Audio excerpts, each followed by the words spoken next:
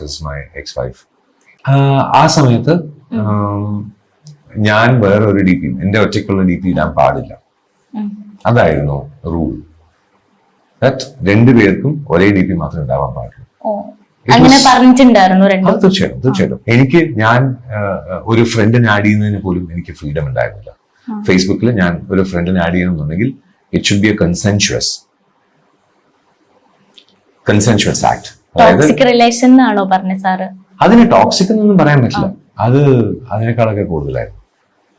കാരണം അങ്ങനെ ഒരു റിലേഷൻഷിപ്പ് സ്ട്രെയിൻ ആയി എന്ന് പറയുന്നതിൽ പലപ്പോഴും പല റീസൺസും ഉണ്ടാവാം. അത് could be umpteen number of reasons.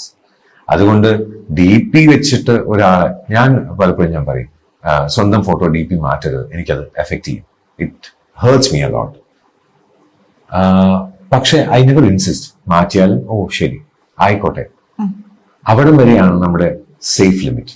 മറ്റേത് ഈ ഫോട്ടോ മാത്രമേ ഡി പി ഇടാൻ പാടുള്ളൂ, എന്തിനാണ് ഇങ്ങനെ പോസ്റ്റ് ചെയ്തത്, why did you write such words, ഇതിങ്ങനെ എഴുതാൻ പാടില്ല, എന്തിനാ ഈ ബ്ലോഗ് ഇങ്ങനെ എഴുതി എന്നൊക്കെ ചോദിക്കുമ്പോൾ ആസ് എ റൈറ്റർ ഞാൻ തോറ്റുപോകും, as a person on social media ഞാൻ തോറ്റുപോകും, ആസ് എൻ ആർട്ടിസ്റ്റ് ഞാൻ തോറ്റുപോകും.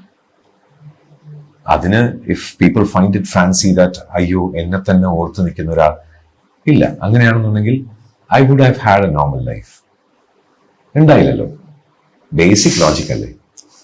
ഒരു നമ്മള് പാല് ഒരു സ്ഥലത്ത് വെച്ചിട്ട് പൂച്ച കഴിക്കുന്നില്ല എന്നുണ്ടെങ്കിൽ ആ പാല് ചീത്തയാണെന്നുള്ളത് നമ്മൾ മനസ്സിലാക്കണം. നല്ലതാണ് ഞാൻ പൂച്ച കഴിച്ചത്. ദിവ്യയുടെയും ക്രിസിന്റെയും കല്യാണം കഴിഞ്ഞിട്ട് ഏകദേശം 3 ആഴ്ചയായിട്ട് പോലും ക്രിസിന്റെ മുൻ കാമുകി ഇപ്പോഴും ക്രിസിനെ ഓർത്ത് നടക്കുകയാണ്.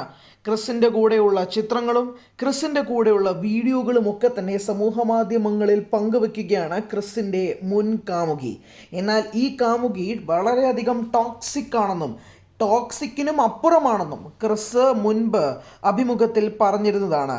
ഇതെല്ലാം കേട്ടിട്ട് പോലും ലവലേശം ഒരു കൂസലുമില്ലാതെയാണ് ക്രിസിന്റെ മുൻ കാമുകി ഇപ്പോഴും ക്രിസിനൊപ്പമുള്ള ചിത്രങ്ങളും വീഡിയോകളും പങ്കുവെക്കുന്നത്. ഇപ്പോഴും മുൻ കാമുകിയുടെ പ്രൊഫൈൽ പിക്ചർ ക്രിസിന്റെ കൂടെയുള്ള ചിത്രമാണ്.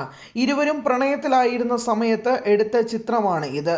അത് തന്നെയാണ് ഇപ്പോഴും ക്രിസിന്റെ ഓർമ്മയ്ക്കായി, ക്രിസിനൊപ്പം താൻ ഇപ്പോഴും കഴിയുന്നു എന്ന് മനസ്സിൽ ഉറപ്പിച്ചു വിശ്വസിച്ചുകൊണ്ട് ക്രിസിന്റെ മുൻ കാമുകി പോസ്റ്റ് ചെയ്തിരിക്കുന്നത്.